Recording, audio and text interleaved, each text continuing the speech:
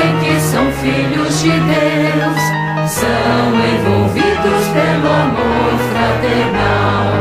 Para tornar este mundo mais feliz, não vamos faltar às palavras de amor, sendo solidários nos momentos de tristezas, sempre